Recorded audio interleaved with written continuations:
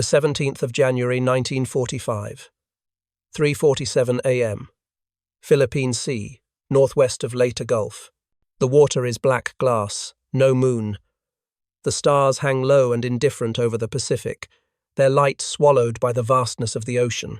Aboard the destroyer, USS Melvin, a young radar operator named Petty Officer Second Class Harold Watkins sits hunched before a luminous green screen, his face bathed in its ghostly glow. The air inside the Combat Information Center is thick with cigarette smoke and the humid breath of tired men. The ship rocks gently, a rhythm as old as the sea itself. Watkins's eyes burn. He has been watching the screen for 4 hours, watching the sweep of the radar arm paint arcs of nothingness across the display. Empty ocean, empty sky.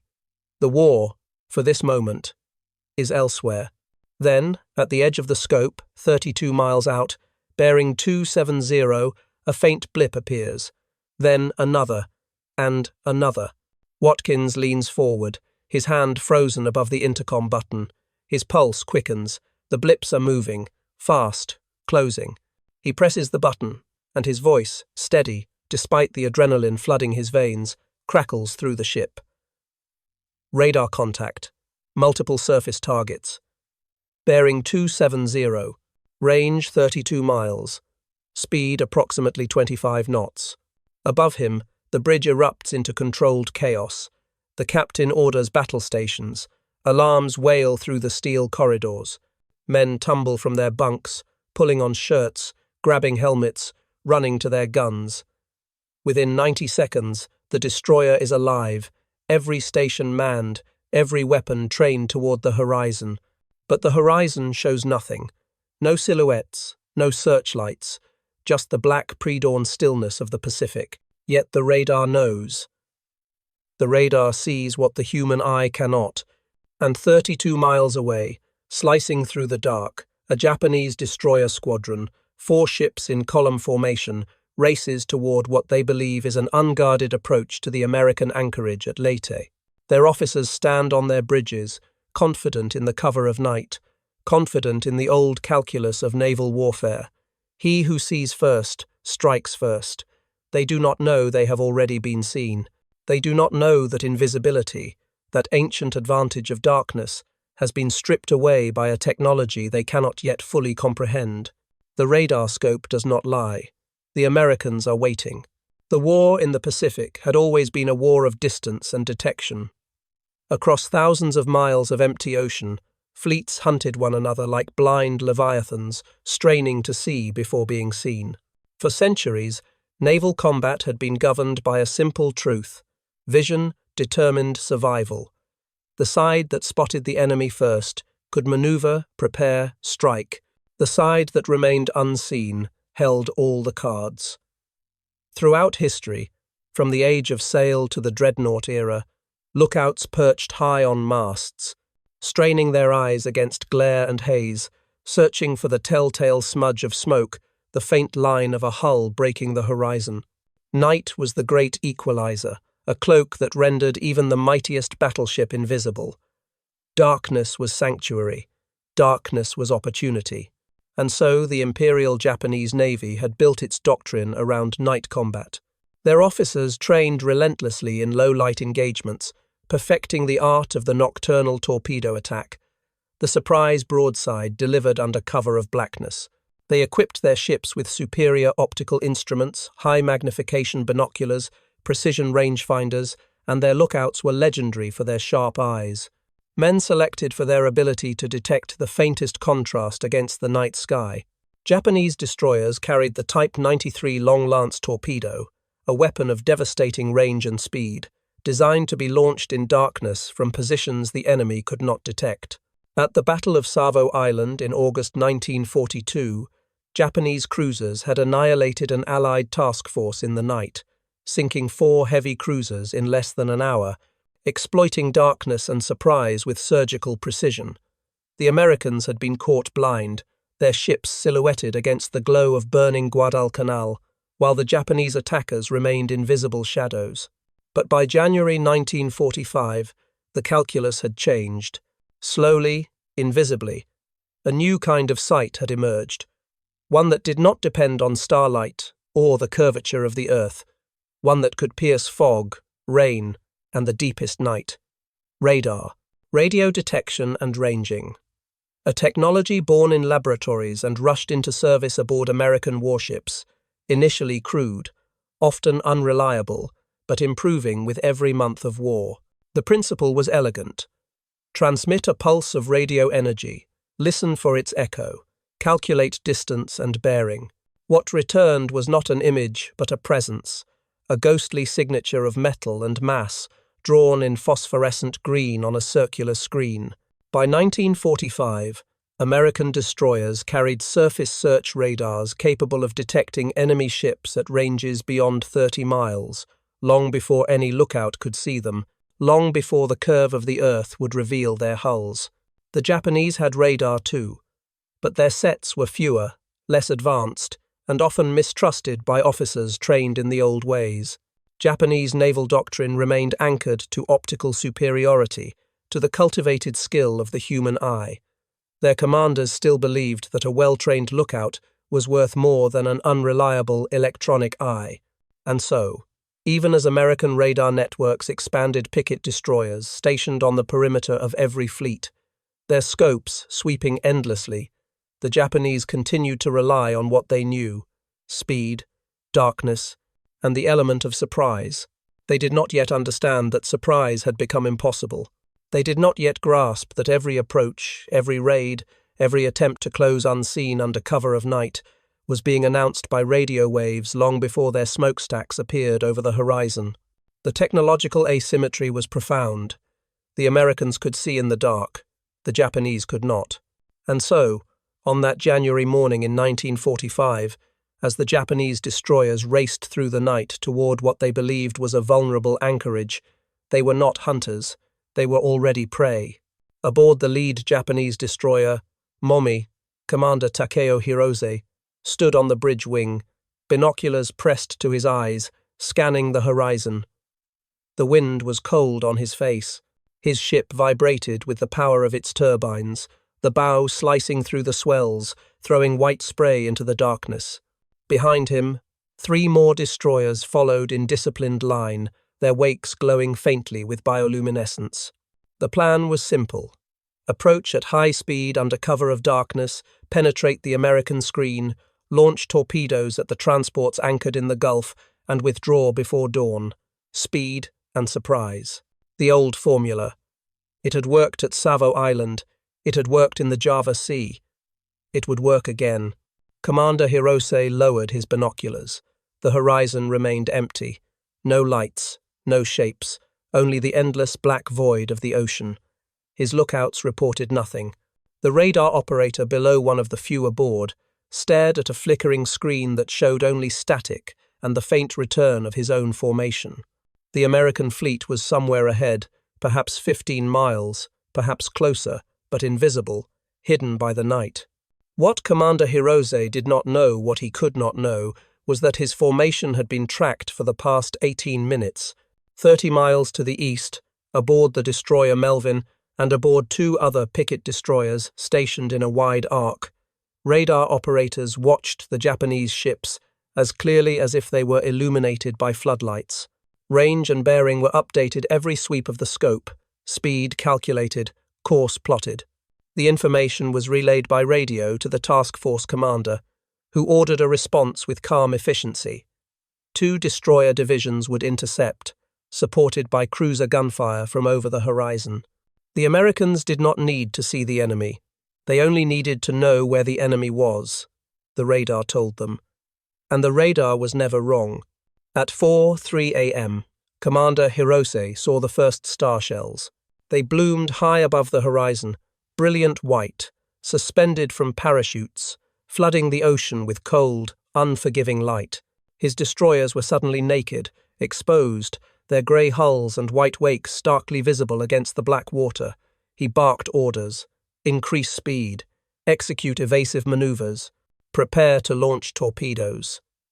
But even as his crew scrambled, he felt a cold knot of understanding tighten in his chest. The Americans had been waiting. They had known.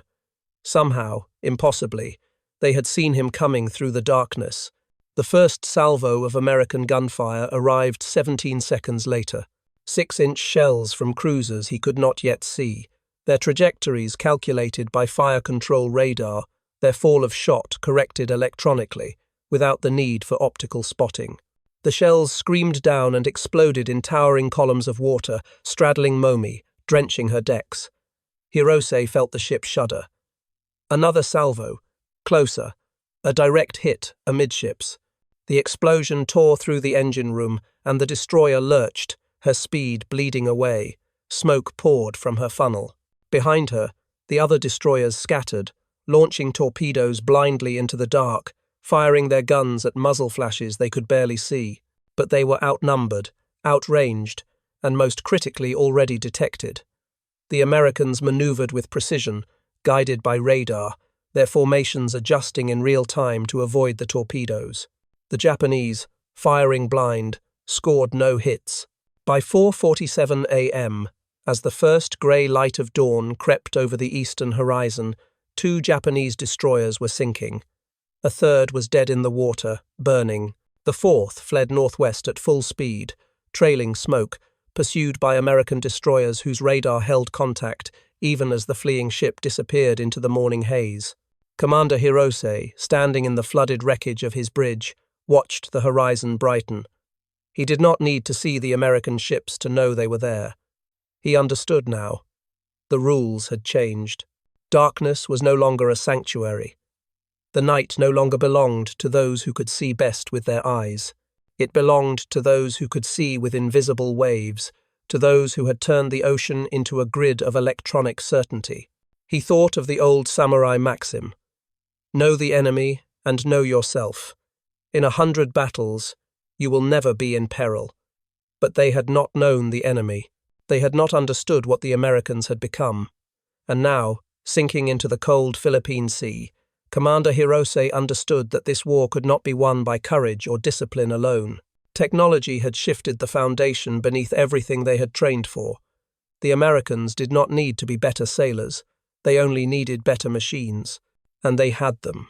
The story of radar and the U.S. Navy's radar picket strategy is not a story of a single invention or a single battle.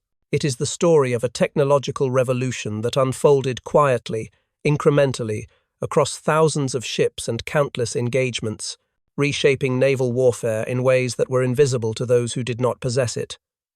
The Japanese officers who planned night attacks, who trusted in the cover of darkness, were not fools. They were professionals operating within a framework that had governed naval combat for centuries. But that framework was dissolving beneath them, and they did not fully realize it until it was too late. Radar development had begun in the 1,930 seconds, pursued independently by the United States, Britain, and Germany, each recognizing the potential for radio waves to detect aircraft and ships. The British had used radar to devastating effect during the Battle of Britain, giving RAF fighters precious minutes of warning before German bombers arrived. The U.S. Navy, initially skeptical, began installing primitive radar sets on capital ships in 1940. These early systems were crude, short-ranged, prone to clutter, difficult to interpret, but they worked.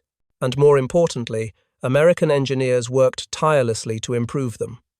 By 1942, surface search radars like the SG model could reliably detect ships at 20 miles. By 1944, improved versions could see beyond 35 miles, even in heavy weather. Fire control radars allowed guns to be aimed and fired with uncanny accuracy in total darkness or through smoke. The integration of radar into fleet operations became total.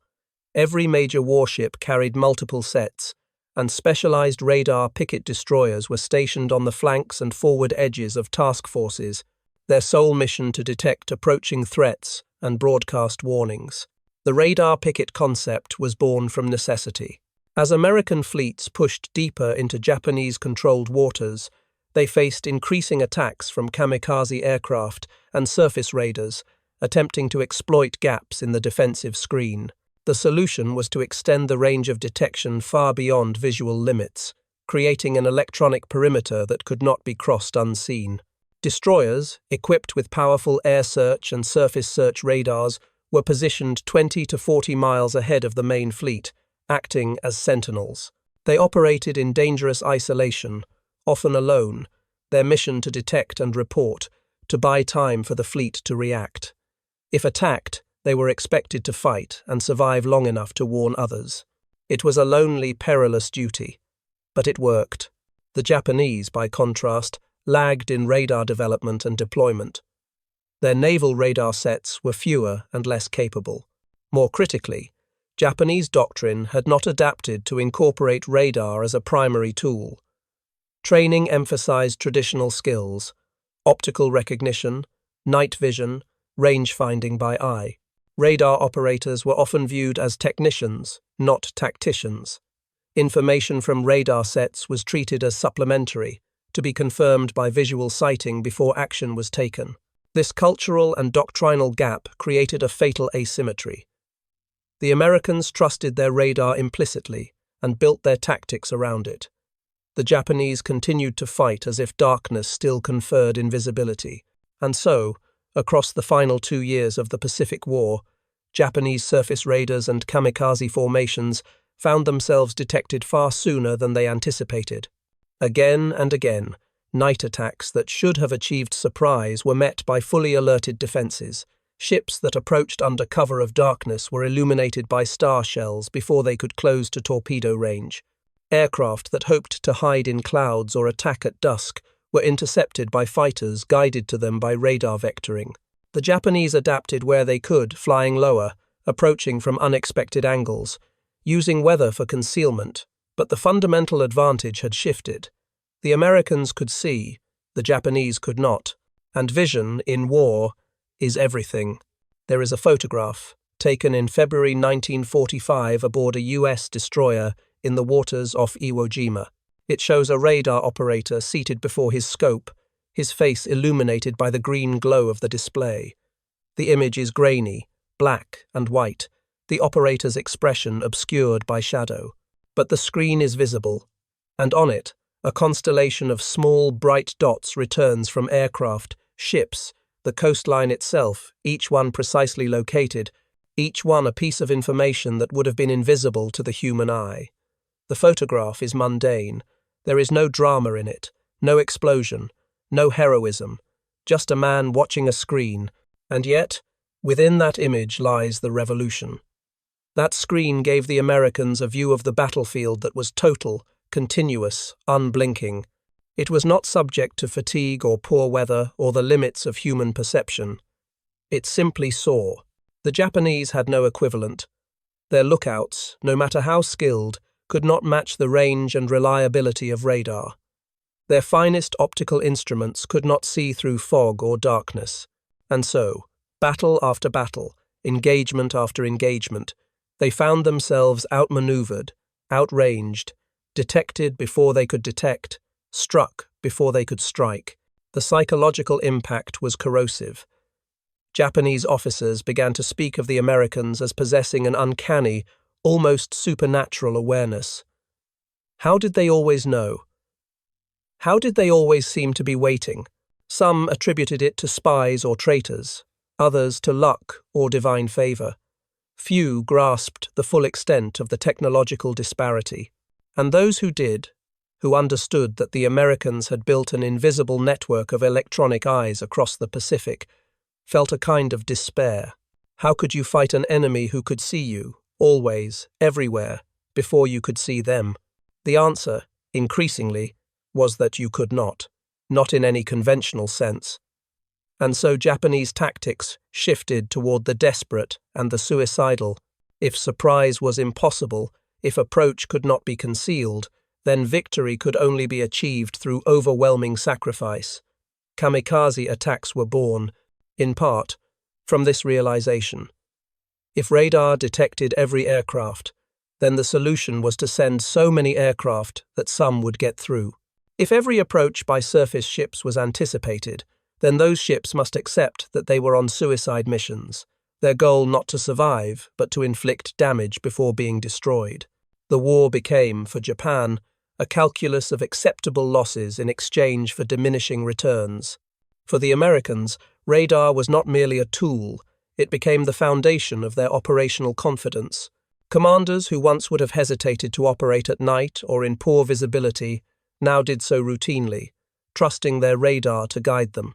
Pilots flying night intercepts found their targets with radar vectoring, closing from miles away, achieving kills against enemies who never saw them coming. Gunners fired at targets they could not see, their shells guided by electronic fire control, and hit them. The cumulative effect was a kind of omniscience, not perfect, not infallible, but vastly superior to anything the Japanese possessed. And in war, even a modest advantage, consistently applied, becomes decisive. By the spring of 1945, American radar picket destroyers formed a near impenetrable screen around every major fleet operation. During the invasion of Okinawa, 16 radar picket stations were established in a wide arc around the island, each manned by destroyers whose sole mission was to detect incoming kamikaze raids and vector-friendly fighters to intercept them. The duty was brutal. Japanese aircraft targeted the pickets specifically, recognizing them as the eyes of the fleet. Many picket destroyers were hit, some sunk, their crews fighting desperate battles against waves of suicide attackers. But even as they died, their radars kept transmitting, their warnings kept flowing, their data kept feeding into the defensive network. The system held, the fleet was protected, and the kamikazes, though devastating in individual strikes, never achieved the strategic breakthrough they sought. The radar scope became the symbol of American technological dominance in the Pacific. That glowing green circle, with its sweeping arm and constellation of blips, represented a way of war that was fundamentally different from anything that had come before. It was industrial. It was systematic. It was relentless. The Japanese fought with courage and skill and a willingness to die. The Americans fought with radar and steel and an infrastructure that could produce, deploy, and maintain thousands of complex electronic systems across half the globe. Both were formidable, but only one was sustainable. There is a passage in the diary of Lieutenant Junior Grade Robert Mitchell, a radar officer aboard the destroyer Laffey, written after his ship survived 22 kamikaze attacks off Okinawa in April 1945. He wrote, "I do not know how we survived. I watched them come on the scope, one after another, too many to count, and I called them out until my voice was hoarse. The guns fired until their barrels glowed. Men died beside me. But we kept fighting because we could see them coming. We always saw them coming. And that, more than anything, is why we are still here." That sentence, "we always saw them coming," captures the essence of the radar revolution. The Americans did not win because they were braver or more determined than the Japanese. They won, in large part, because they saw first. They saw farther. They saw in conditions where their enemies were blind. And they built an entire system of war around that advantage. The Japanese, for their part, adapted where they could. By 1945, some kamikaze pilots were trained to approach at wave-top height, exploiting radar's difficulty with low-altitude targets amid sea clutter. Others used clouds and rain squalls for cover, timing their attacks to emerge at close range.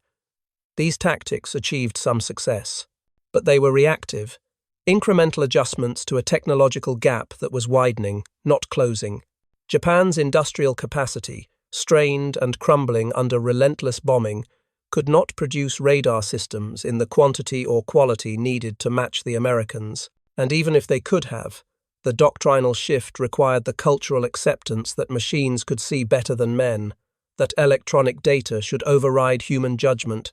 That shift came too late, if it came at all. Commander Hirose, floating in the oily water of the Philippine Sea as his ship sank beneath him, had time to think. He thought of his training, of the years spent mastering night combat, of the pride he had felt in the sharp eyes of his lookouts and the precision of his torpedo crews. All of it, rendered obsolete by a machine he had barely understood. He thought of the American sailors, whom he had never seen, sitting in their steel rooms, watching glowing screens, orchestrating death from a distance. There was no honor in it, his mind whispered. But then another thought. Honor does not stop shells. Courage does not defeat technology. And his nation, brave and disciplined and utterly committed, was losing because it had failed to see that the nature of war had changed. He was rescued hours later by an American destroyer, pulled from the water, shivering, exhausted. He expected to be treated harshly. Instead, he was given a blanket, hot coffee, medical attention. The American sailors were professional, almost indifferent. To them, he was just another survivor, another prisoner. He tried to explain, through a translator, how they had known his ships were coming. The translator spoke with a young officer, who smiled and said simply, "Radar," as if that single word explained everything. And perhaps it did. The radar picket destroyers, those lonely sentinels stationed on the far edges of the fleet, became the unsung heroes of the Pacific War's final year. Their crews knew they were targets. They knew that every kamikaze raid, every surface attack, every aerial reconnaissance mission would focus on them first, because destroying the pickets meant blinding the fleet. And yet they held their stations. Night after night, day after day, their scopes swept the empty ocean and sky, watching for threats that might never come, or might come in overwhelming force. It was exhausting, nerve-wracking duty, but it was essential. There is a ritual that developed among radar operators, an informal tradition. Before each watch, the operator would tap the screen 3 times, lightly, with his knuckle. No one knew how it started. Some said it was for luck. Others said it was to wake the machine, a kind of technological prayer. But everyone did it. 3 taps.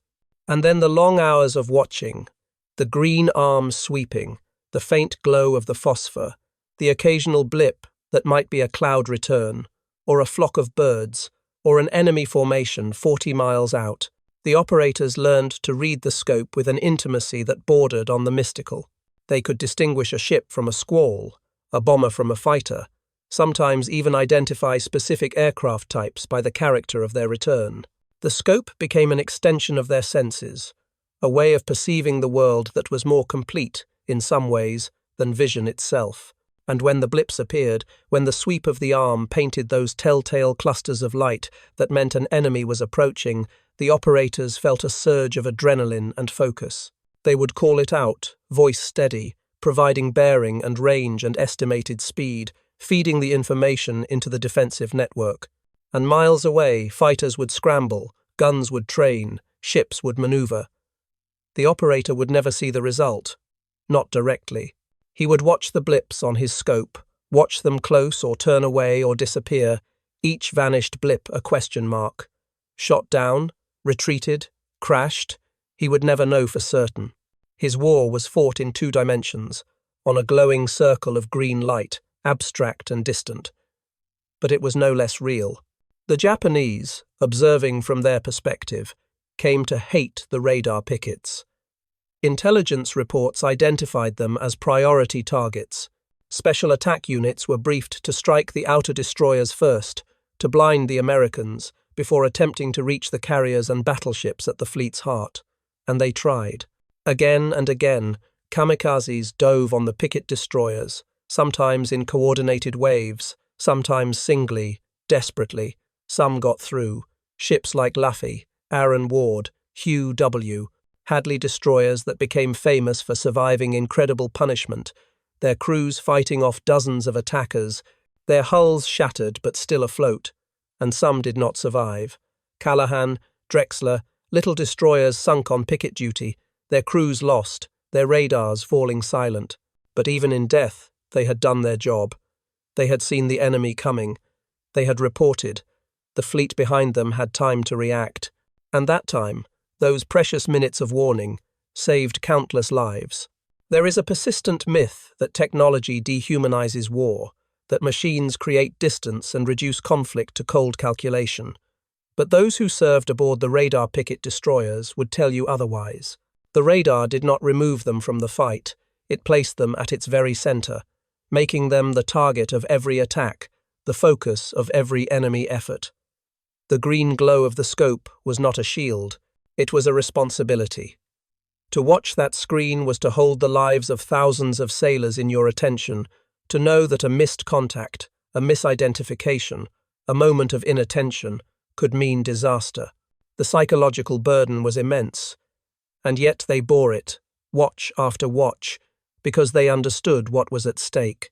And the Japanese, attacking those pickets, were not fighting machines, they were fighting men who operated machines, yes, but men nonetheless. Men who were terrified and exhausted and determined to do their duty. The technology did not erase the humanity of the conflict. It only changed its terms. The question was no longer who was braver or more skilled in the traditional sense. The question was who could integrate technology and human judgment most effectively, who could create systems where machines and men enhanced one another. And in that contest, the Americans excelled. By the summer of 1945, the technological superiority of the U.S. Navy was so pronounced that Japanese surface forces had effectively ceased to exist as a strategic threat. The remnants of the Imperial Japanese Navy hid in port, unable to operate without being detected and destroyed. The skies, too, belonged increasingly to the Americans, their radar-directed fighter screens and anti-aircraft defenses making even kamikaze attacks prohibitively costly. The radar network, combined with overwhelming material superiority, had created a kind of operational paralysis for Japan. They could not move without being seen. They could not attack without being anticipated, and they could not win. In August, the war ended. Not because of radar, not solely, but the radar had been part of the vast interlocking system of American advantages, industrial, technological, logistical, that made Japanese defeat inevitable. The officers who survived, who returned home to a shattered nation, carried with them the memory of that disparity. They remembered the nights when darkness offered no protection, when their approaches were met by prepared defenses, when invisibility proved to be an illusion. They remembered the glowing star shells, the uncanny accuracy of American gunnery, the way their enemies seemed always to know where they were. Some wrote about it, in memoirs and after-action reports. Others did not speak of it, could not find words for the experience of being rendered obsolete, of fighting with courage and discipline, and still losing because the other side had better machines. The radar scope, that simple circular screen with its sweeping arm, had rewritten the rules of naval combat. It had turned the ocean from an opaque void into a transparent grid. It had made night into day, fog into clarity, distance into proximity, and in doing so, it had doomed those who fought without it. There is a broader lesson in this, one that extends beyond the Pacific War. Technology, in war, is not merely a tool. It is a lens through which reality is perceived. Those who possess superior technology do not simply fight better, they see better, understand better, decide better. And those who lack it are not merely disadvantaged. They are, in a fundamental sense, blind. They operate within a reality that no longer matches the actual conditions of battle, and no amount of courage or discipline can compensate for that mismatch. The Japanese officers who sailed into the darkness, trusting in the cover of night, were not fools. They were practitioners of a form of warfare that had been valid for centuries, but the world had changed beneath them. The ocean had become a place where invisibility was impossible, where every ship broadcast its presence in radio waves, where machines saw what eyes could not, and they did not adapt quickly enough. They could not. The gap was too wide, the transformation too profound, and so they lost. Not in a single battle, not because of a single mistake, but across 1,000 engagements, each one a small demonstration of the same truth. He who sees first survives. He who remains blind dies. The radar pickets, those lonely destroyers on the edge of the fleet, embodied this truth. They were the eyes that never closed, the watchers who made invisibility impossible. They paid a terrible price for that role. Many were sunk, many more were damaged, their crews suffering casualty rates as high as any frontline unit. But they held their stations, and in doing so, they ensured that the American fleets could operate with a confidence that bordered on certainty. The enemy was out there, yes, but the enemy could not approach unseen. The radar would find them. The radar always found them. And that simple fact, that certainty of detection, changed everything. Epilogue.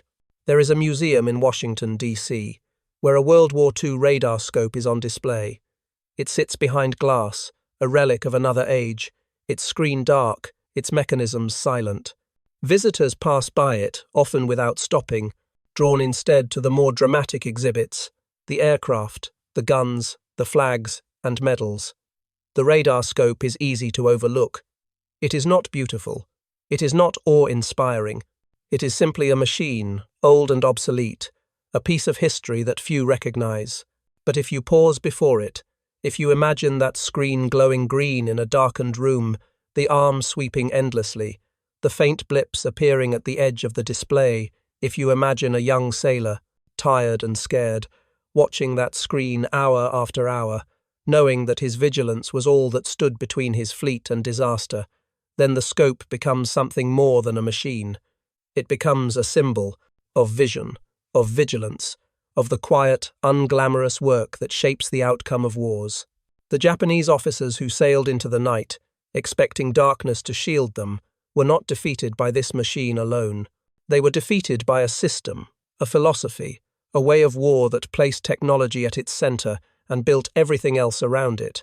The Americans did not merely have better radar. They had better integration of radar into tactics, better training of operators, better communication networks, better industrial capacity to produce and maintain thousands of sets across the globe. The radar scope was the visible manifestation of a deeper advantage, an advantage in organization, innovation, and adaptation. And that advantage, more than any single weapon or battle, decided the war in the Pacific. The green glow of the radar scope, that ghostly light in the darkness, was the light of a new era, an era where wars would be won not only by the brave, but by the informed, not only by the strong, but by the aware, not only by those who fought well, but by those who saw clearly.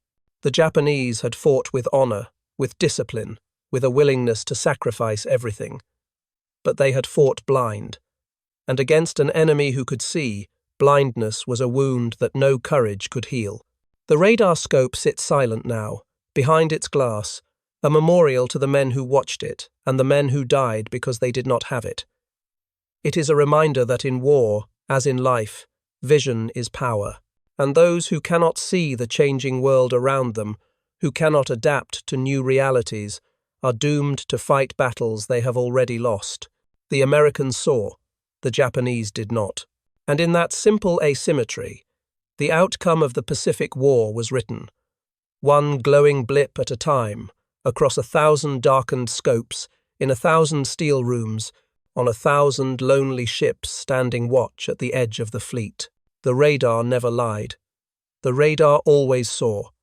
And in the end, that was enough.